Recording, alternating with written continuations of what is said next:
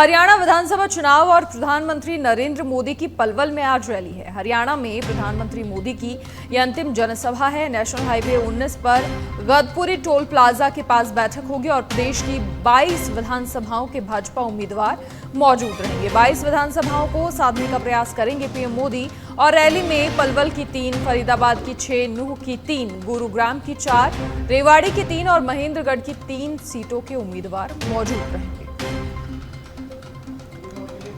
प्रदेश की 22 विधानसभाओं के भाजपा उम्मीदवार मौजूद रहेंगे। तो 22 विधानसभाओं को साधने का प्रयास करेंगे प्रधानमंत्री मोदी और रैली में पलवल की 3, फरीदाबाद की 6, नूह की भी 3 और गुरुग्राम की 4, रेवाड़ी की 3 और महेंद्रगढ़ की 3 सीटों के उम्मीदवार मौजूद होंगे। अधिक जानकारी के लिए political editor Rajeev Tiwari phone line पर फिलहाल जुड़ गए हैं हमारे साथ।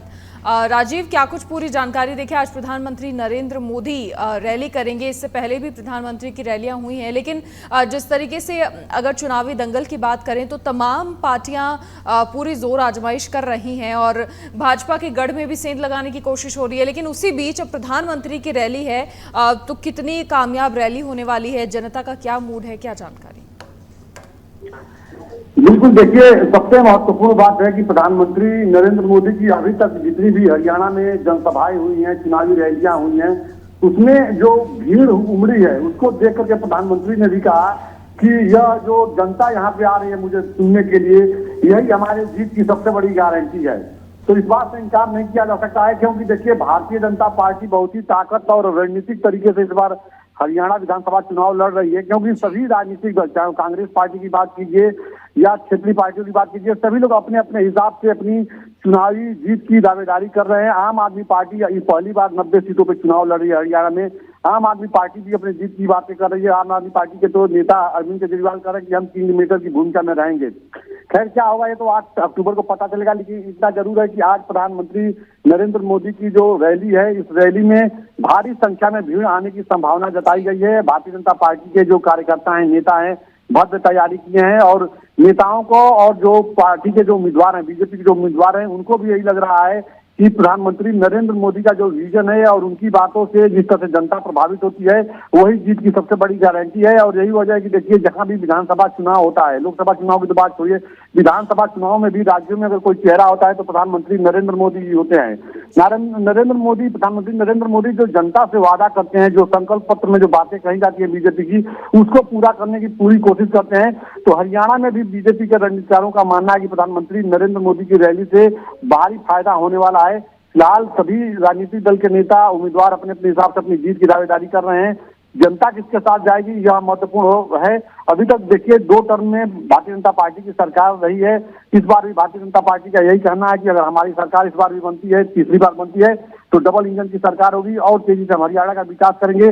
सभी नेता अपने अपने हिसाब से लोक लुभावनी बातें कर रहे हैं, लेकिन प्रधानमंत्री का जो स्पीच होता है, संबोधन होता है, बहुत ही खास होता है और जनता उनको सुनने के लिए भारी संख्या में इकट्ठा होती है। तो आज देखना होगा कि आज प्रधानमंत्री अपने संबोधन में जनता से क्या कुछ महत्वपूर्ण वादा करते हैं। जी बिल्कुल ठीक कहा राजीव आपने, लेकिन कल जब कांग्रेस की भी विजय संकल्प यात्रा हुई तो उस दौरान राहुल गांधी, प्रियंका गांधी ने कई सारे आरोप लगाए। उनका कहना कि सरकार विश्वासघात कर रही है। फिर उन्होंने मुद्दे वो उठा दिए जिनसे कहीं ना कहीं संवेदनात्मक रूप से भी लोग जुड़े रहते हैं। किसानों का मुद्दा उठा दिया, बेरोजगारी, महंगाई, स्कैम का मुद्दा उठा दिया। और अब क्योंकि प्रधानमंत्री की रैली है तो क्या लगता है जो सेंध लगाने की कोशिश लगातार कांग्रेस की ओर से हो रही है। हालांकि हरियाणा में बीजेपी की स्थिति कोई बुरी नहीं है, लेकिन तमाम विपक्षी पार्टियां भी पुरजोर कोशिश वहां पर कर रही हैं।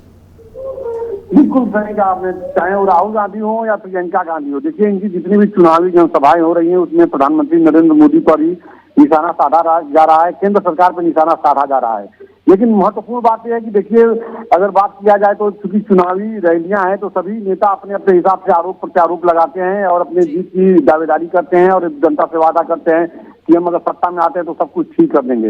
लेकिन महत्वपूर्ण बात यह है कि देखिए, भारतीय जनता पार्टी का सबसे जो मैसेज देने का जो महत्वपूर्ण तरीका है, बीजेपी मंच से यही कहती है कि जहां पर भारतीय जनता पार्टी की सरकार है, जिन राज्यों में या अभी तक हरियाणा में जो तमाम विकास के जन कल्याणकारी नीतियों को लागू किया गया, चाहे वो मेडिकल सुविधा की बात कीजिए या किसानों के हित की बात कीजिए। देखिए, केंद्र सरकार ने जो कृषि कानून जो लाया था, केंद्र सरकार पर लाया गया था, समय आने पर उसको वापस भी लिया गया। भले ही तमाम तरह की बातों को खड़ा किया जा रहा है, यहाँ तक एमएसपी की बात है तो समय समय पर कैबिनेट बैठक में फसलों का भी जो है मूल्य बढ़ाते रहते हैं सरकार की तरफ जो भी योजनाएं होती हैं, तो किसानों को भी अपने फेवर में लेने के लिए भारतीय जनता पार्टी कोशिश में है। लेकिन वहीं अगर देखा जाए तो राहुल गांधी की अभी तक जितनी भी सभाएं हुई है, सभी जनसभाओं में राहुल गांधी ने भारतीय जनता पार्टी की जो नीति है, केंद्र सरकार की जो नीति है, उस पर सवाल खड़ा किए हैं।